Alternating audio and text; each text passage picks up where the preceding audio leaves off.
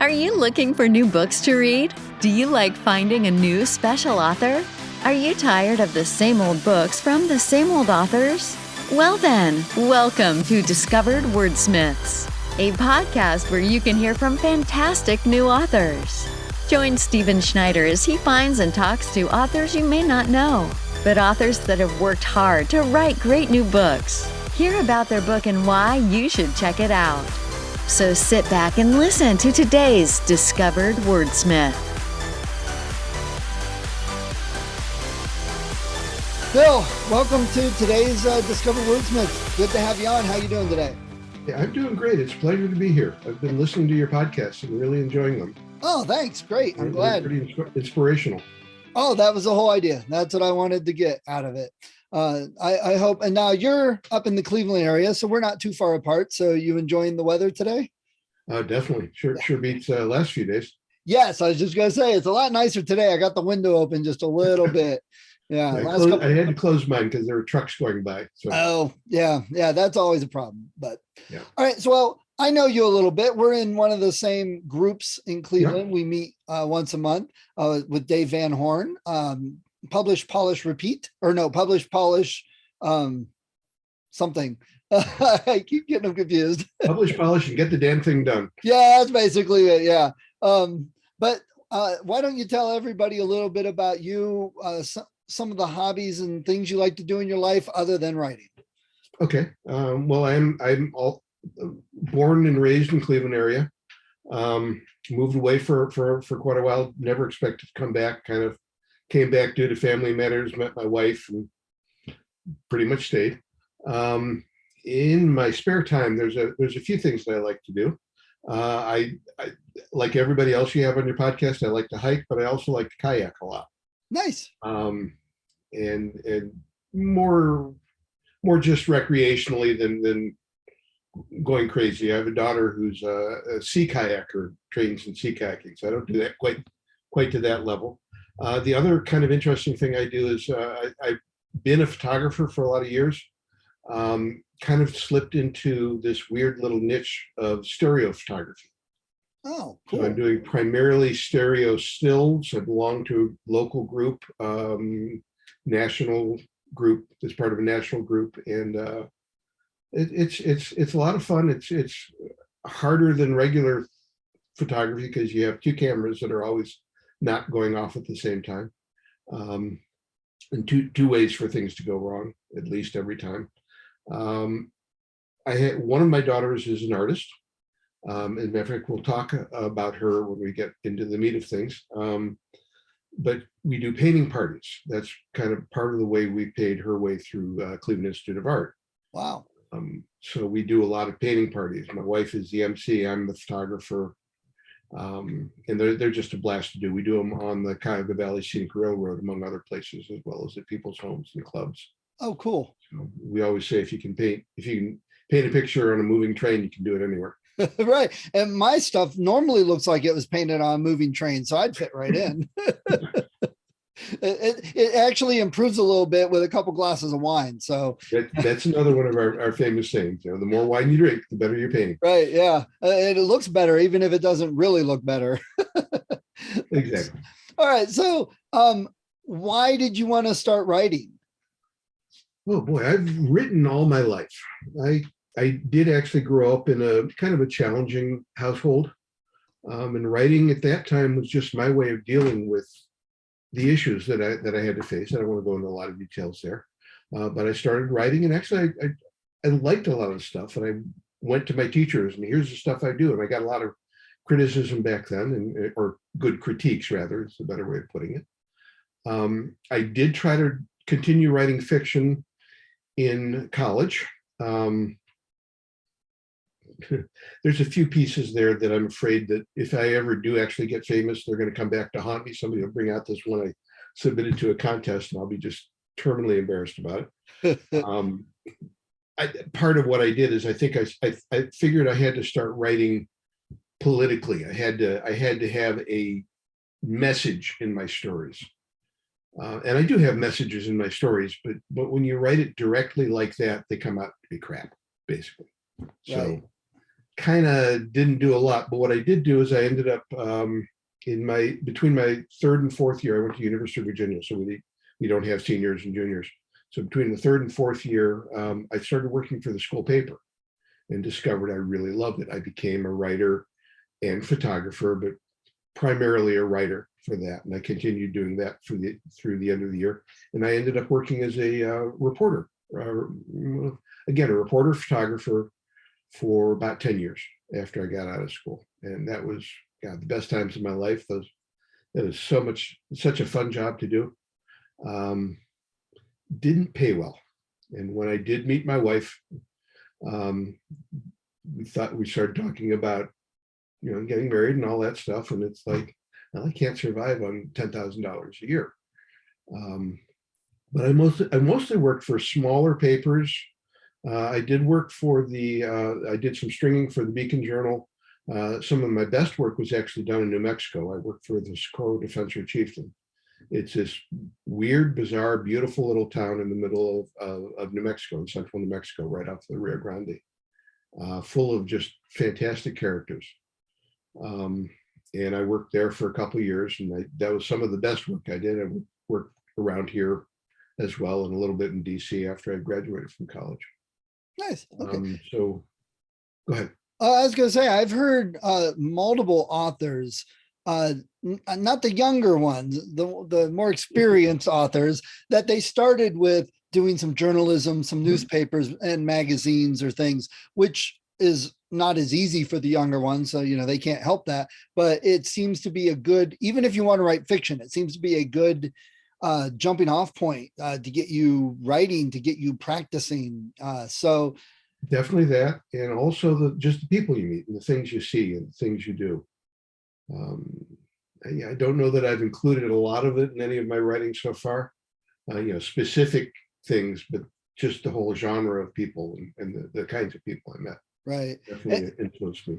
I think kind of for me, the lesson to pass on to the younger writers is, you want to write that world-class USA Today best-selling novel. You want to compete with Stephen King and Patterson and Rowling and all those, but sometimes that's not the first thing you do. You have to do other things that actually contribute and help you to get to that point. And it's not always a direct, straight path. I think everybody forgets that sometimes. But just kind of the lesson to pass on, I guess. So we're going to talk about, oh, sorry, go ahead. Let me just, I'll finish just real quickly. Yeah. I've written even through most of my adult life. Some I liked it, but I never quite got into it. Raising a family and working as a web developer, web designer, a graphic designer, all those things take an awful lot of your time. So I didn't spend a lot of time writing until my kids were grown. And like I said, one of my daughters is an artist. And she's the one who actually came to me and said, hey, let's do writing prompts. Let's create a monthly prompt. I'll paint a picture, or I'll do something arty, and you write a story about it. And that's where actually a lot of the stories in this book came from. Nice. But she's the one who got me back into it. And I discovered I really missed it and I really loved it. So writing has been a part of your life, but it hasn't been a full-time focus for all of your life. Correct. But it's going to be my next career when I can finally retire from what I'm doing. Nice. Okay. So the book we're going to talk about is Songs of a Befuddled Muse. Tell us a bit about that book. Okay. It's a book of 12 short stories and one novella. As I say, a lot of them came from the writing prompts per se, but it's not like they're stupid writing prompt stories, like you get in a high school classroom. It just became a jumping point. Okay, here's an interesting thought. Well, let's take this somewhere completely different that nobody would ever imagine. And then we started getting a whole lot more creative and less specific about the prompts. It turns out I was the one who wrote more than she painted because she was in the middle of art school and trying to graduate. So it's 13 stories. It's a benefit and a problem that it doesn't really fit into any genre per se. There's some sci-fi stories in there. the two stories that are part of the same series, the one story and then the novella after it. And I hope to be a future series, or time travel stories. Some of them are, one of my favorites is a clown noir story, a circus clown who's also a PI.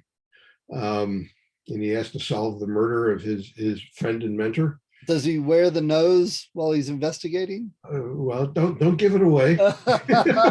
I mean, that's it'd have to be that way. Yeah, you'll find it out, but it just takes it and puts it in kind of.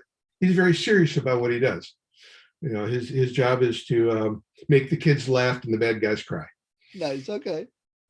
And that's such a fun story to write. And there's a ghost story in there. There's a few other types of paranormal type stories, and some that are almost unclassifiable.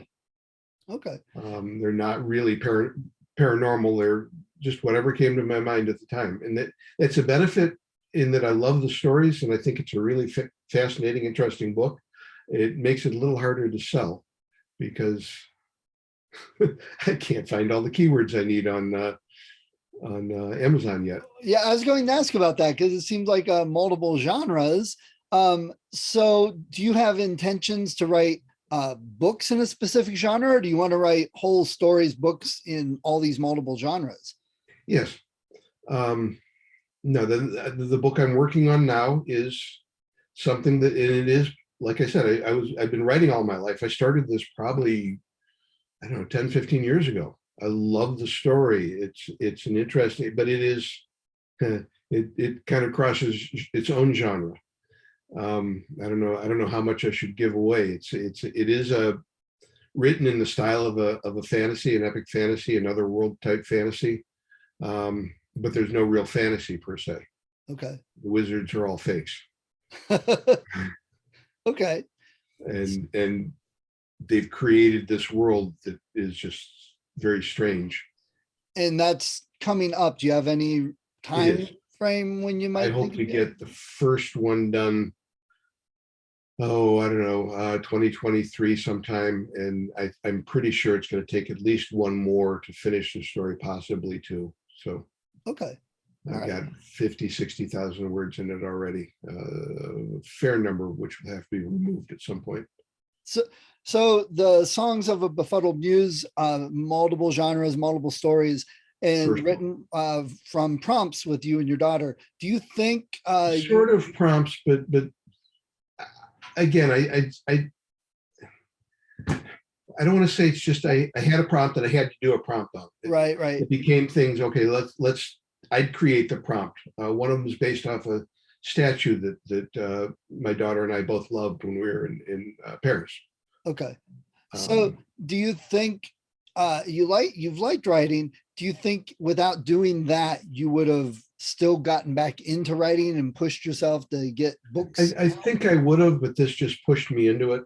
Okay. And it just became fun. I'll mention one thing. When I was a reporter, I loved the reporting and I loved when the article was done, but I hated the writing. It was a really painful process, especially back in those days when it was all on typewriters. Now I love writing. I mean, I really enjoy the time that I can spend doing it. It's not enough time that I can spend doing it, but I really, really like doing it. And I enjoy coming up with these characters. Okay. So the book, the stories, would you say there's some other books or authors out there that are similar? So anyone listening that likes those others would say, oh yeah, I might like that. Well, I want to be Ted Chiang when I grow up. Okay. He's the guy who wrote the story that became the movie Arrival. Okay. And that's from a book called Stories of Your Life. And it is a jaw-droppingly fantastic book in my mind. It's the kind of thing that, again, he crosses genres in there as well. There's one about, if I remember correctly, ancient Babylon. And in the newer book, there's another about the ancient Arab world, which is a time travel story. So apparently he likes that, and I like time travel too.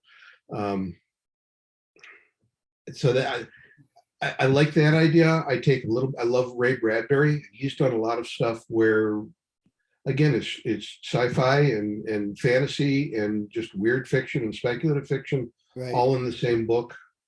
And that's what I grew up on. And I even take a little bit from Arthur C. Clarke, because a couple of the stories in this book are just short, funny stories just for one or two gags / points. Okay. And then some of them are much longer pieces. So it's a mixture of all those things. And I'd like to pull all of that in. Okay. So, yeah. All right. If I can compare myself to greats, Ray Bradbury, Ted Chiang, Arthur C. Clarke, among others, Then you're happy. yeah. If I get put in that genre or that company. Got it. And so the book is independently published, correct? It is independently published, yes. And we've both gotten some help from Dave getting things published. Just a shout out to the group again. I'll put links in the show notes. What type of feedback are you getting from readers? I've got 6 stars or 6 sets of stars and 5 reviews. All of them, well, what is it, 4 5s and 1 4. Okay.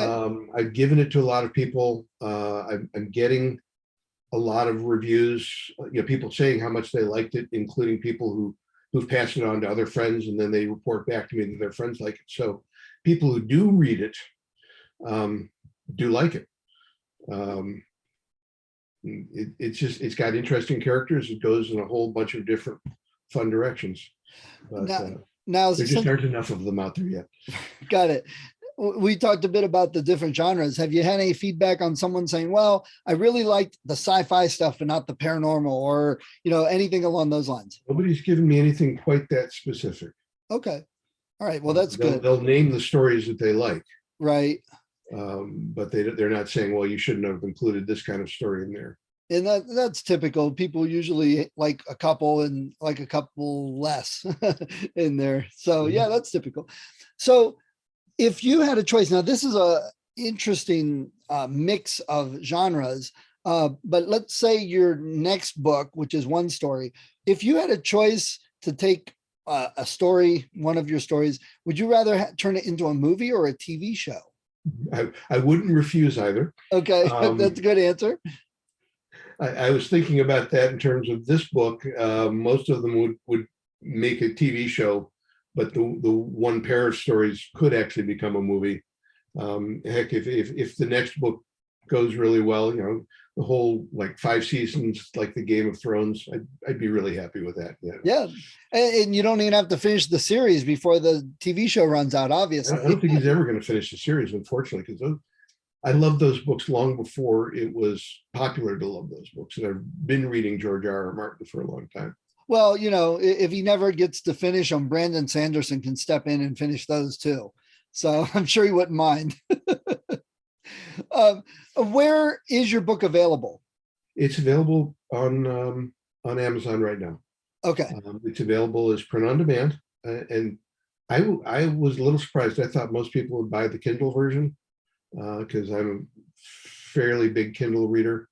But it's available as more people bought the print on demand than the Kindle version. It's available for Kindle, and it's available for Kindle Unlimited. Okay. And one of the things I did, I don't know that it's paid off or not, but each of the stories is available separately as a Kindle book or a Kindle story. Okay. And I did that mostly as a way of trying to find some way of advertising them and hitting the different genres. So in any given month, how many of those individual stories are people getting as opposed to the whole book? Okay. So not necessarily working. It may be working in that people see that and then they say, oh, well, the whole book is $2 more. Let me just do that, or I can get it all on Kindle Unlimited. Which is actually, the point. Yeah. I mean, the whole point was to just be able to, the time travel stories, I can put in time travel romance, time travel, historical, alternate history, things like that. So, right. And you're in Kindle Unlimited. Do you get page views and reads through that pretty good? And do you have any plans once it's out of there, putting it wide? Or you just go keep it in unlimited? Sorry. Um, I'm not sure why I would want to make that choice unless I can make a lot more money selling them with it. Because I think if it's in Kindle Unlimited, is that where I'm limited in the price? Well, no, I'd have if to you're go in back. Kindle Unlimited, and people could check it out using Kindle, you're not allowed to go elsewhere. So I was just wondering if your page views start Oh yeah. diminishing, if you're going to go out Um, to Barnes and Noble or Apple or anything. right now I want readers. This whole book, I'm not planning on making a lot of money on this book, which is fortunate that I didn't plan for that so far. Really, I want to develop a readership, people who were looking for the next book. Okay. So I'll do whatever it takes to get more people to read it. Okay, good. At the moment, I don't. Amazon's responsible for what, 75-80%. Yeah, huge.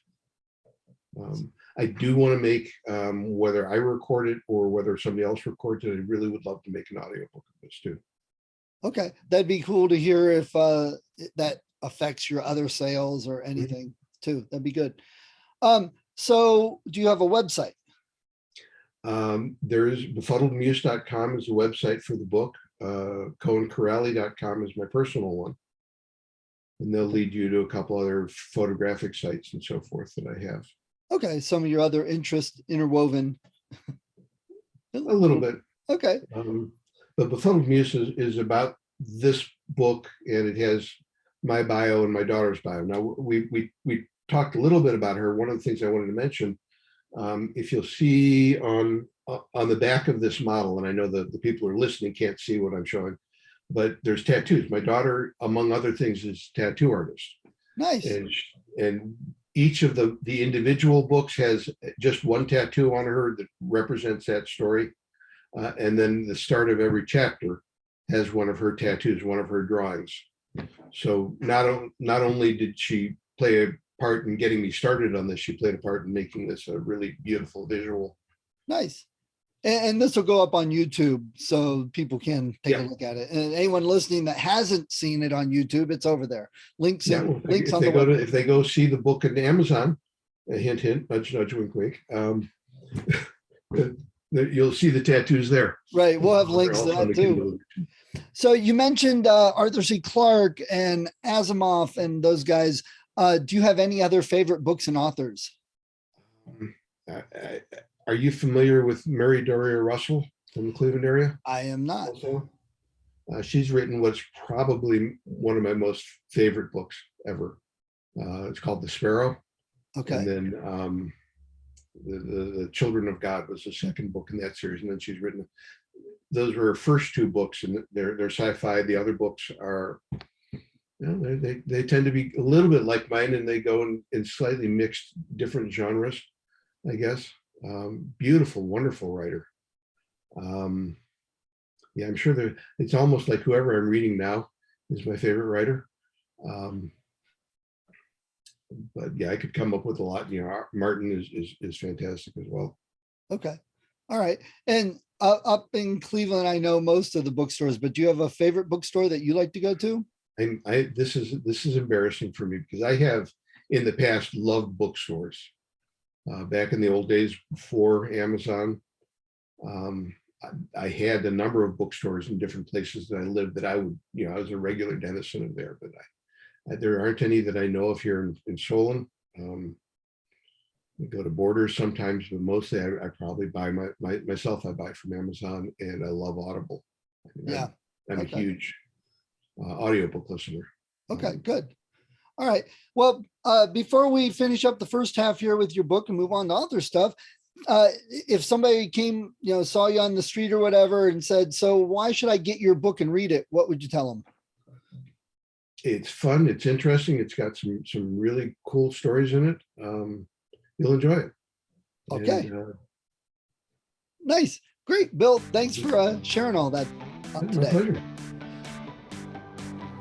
Thank you for listening to Discovered Wordsmiths. Come back next week and listen to another author discuss the road they've traveled, and maybe, sometime in the near future, it might be you.